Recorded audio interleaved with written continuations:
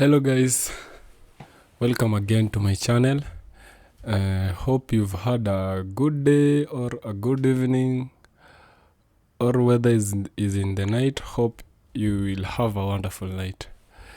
And today we are going to talk about the Chinese history in Jamaica. So Jamaica also has Chinese people like any other country in the world. Yeah, Chinese are all over the world. Like here in my birthplace, Kenya, we have many Chinese people. Many Chinese people are here in Kenya. They have mainly come from China, and their main work here is majorly they base in constructing the roads, like our recently constructed road and expressway. They've done a really good job there, and they are also the ones that did the Thika Road highway. Yeah, it's a very nice highway. So the Chinese in Jamaica, we are going to talk about the Chinese in Jamaica. When and how did they find themselves in Jamaica? When did they come in Jamaica? So the Chinese people in Jamaica are just like any other citizens in Jamaica. Yeah, like in the recent video that we talked about. Yeah, they are in the hierarchy in Jamaica. They are the third in the hierarchy in Jamaica. So the Chinese people are majoring on businesses and so many other things in Jamaica.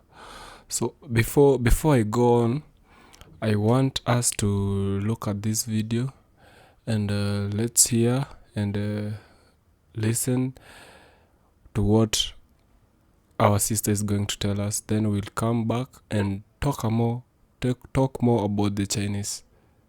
Yeah. I've spoken before about what happened post-emancipation, right? When the plantations were desperate for labor, but of course they weren't intending to pay the free blacks anything. So they came up with the bright idea. Let's get some cheap labor from China. The Epson left Hong Kong in 1854 with 311 passengers. However, some of them died at sea, so only 268 made it to Jamaica. Of course, that number was still woefully inadequate, so the British went to Panama, where some Chinese were working on the railroad, and enticed 205 of them to sail to Jamaica.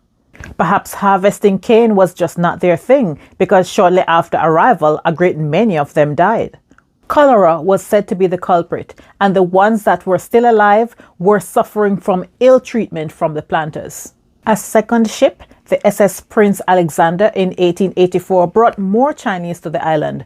Chinese from the Hakka and Puntis ethnic groups were the main ones who made it to Jamaica. By the 1860s, the Chinese population in Jamaica had dwindled due to death and outmigration. Those who chose to remain formed themselves into a settlement on orders of the governor, and they started building post-indenture careers. One of the main ones was Robert Jackson Chin, who established a wholesale on Pecan Street in downtown Kingston. Now, Robert Jackson Chin's business success was very important to the success of the Chinese community at large, because he was able to offer credit to other Chinese when they had completed their indentureship. As retail expanded across the island in the early 1900s, most of the island's shops were operated by either black or white Jamaicans, but closely following them were the Chinese, which accounted for 13% of the nearly 5,000 shops on the island at that time. By this time, the local business community, many of them immigrants themselves, had begun to get nervous at the amount of Chinese not only coming and living on the island, but starting to establish shops to compete with them. So they lobbied the government to restrict immigration And the government did do that by 1905, set up new laws that saw newly arrived Chinese having to pay a £30 deposit. They also had to pass a physical test and prove that they could speak and write 50 words in 3 languages before they could set foot on the island, which made it difficult but not impossible for them. Some of this ill will was also due to the fact that the Chinese immigrants, having been successful in their shopkeeping, had begun to branch into other areas of business such as laundries, restaurants, and bakeries. They also famously ran illegal gambling dens, and the Japan lottery that is so widely known across Jamaica now is or has its origins with the Chinese immigrant community. By the 1930s, Jamaica's Chinese population was second only to Cuba, but the prolonged effects of the 1920s depression had started to affect that community.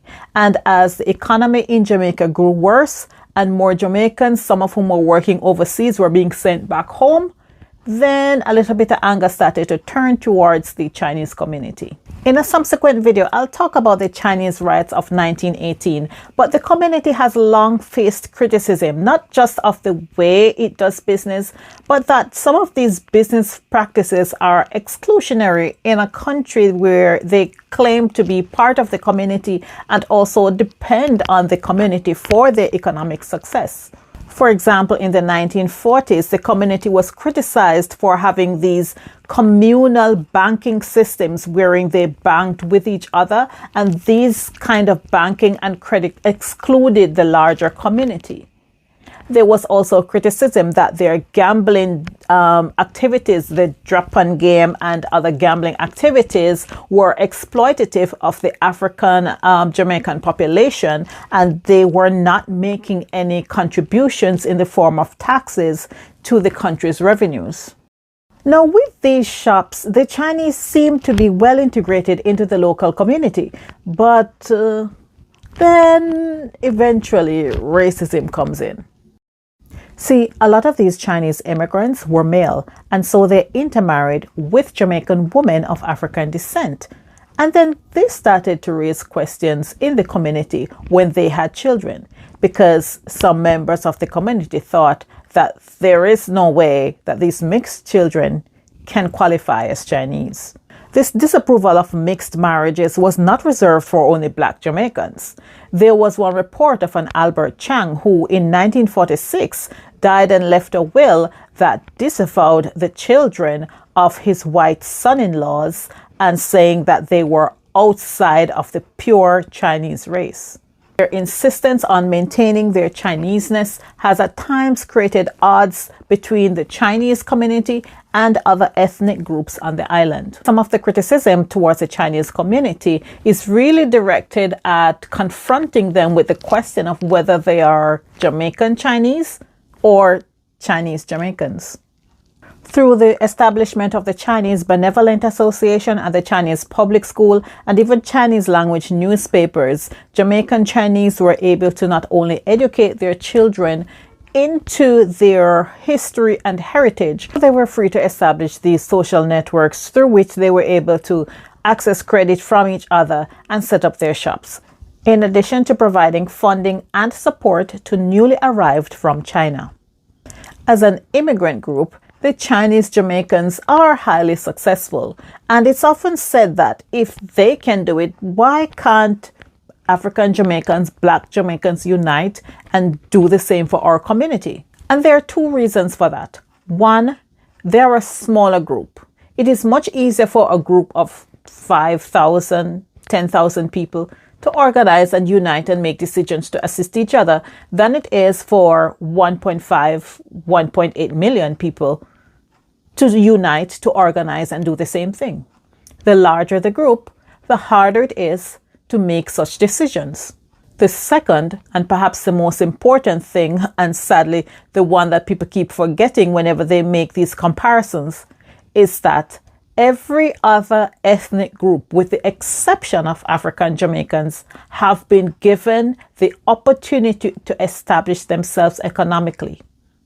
The plan for us is, and always has been, that we were going to be the class of labor. that we were going to be the ones to work and provide the labor. Not bashing the Chinese at all, because this is such a great example of they were paid higher wages and they were able to save, and they were also able to have access to credit that was not available to the Black community. And that is why when other ethnic groups are able to access loans, we were not able to do so. When other groups were able to buy land or have access to land, we were denied that access.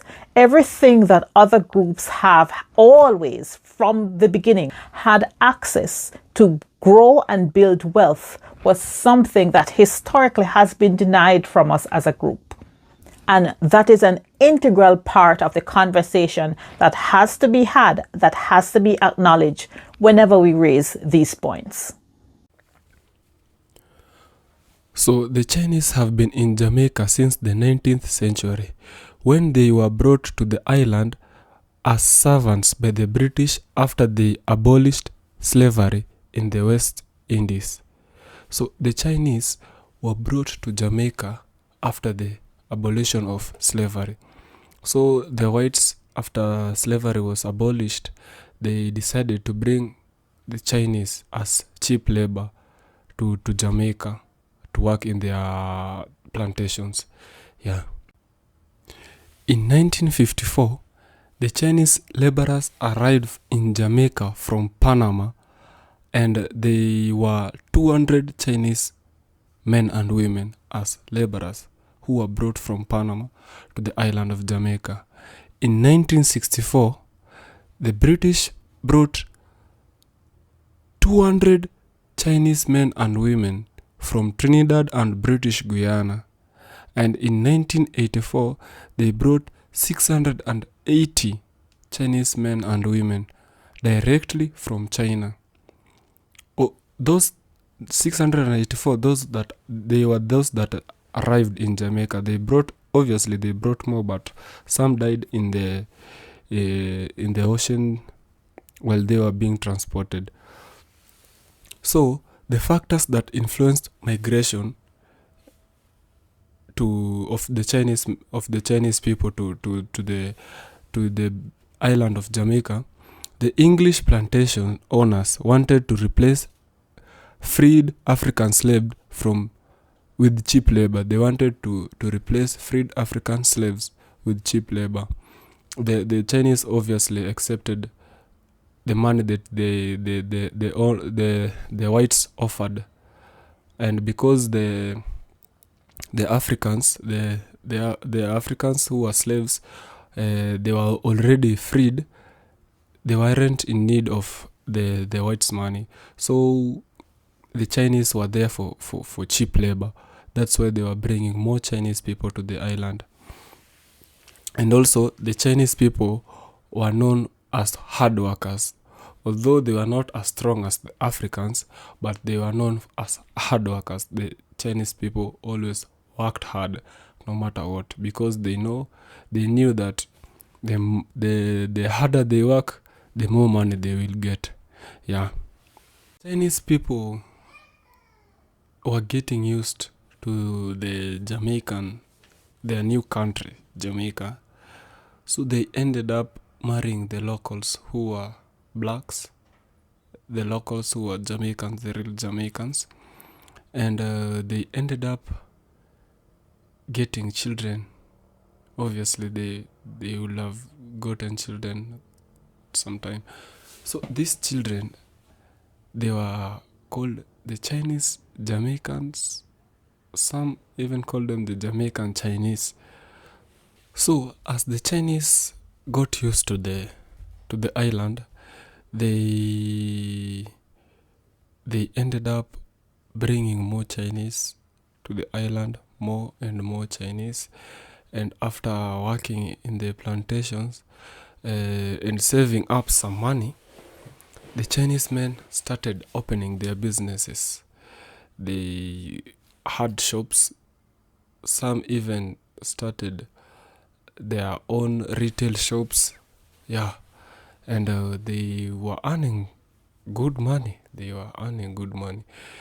So they used to gamble to earn money, and with their shops they earned so many money. So these Chinese people only, after getting the money, they only did what was best for their community. They were like only focusing on other Chinese. They were measuring on helping the other Chinese that were in Jamaica, and they were forgetting that they are on a foreign country which is not their country, and they were not focusing on the locals who are the Jamaicans. Instead, what they did, they intermarried with the locals and had children with them. And to make matters worse, they abandoned their children. They left their children and focused on the children that they had with their fellow Chinese ladies.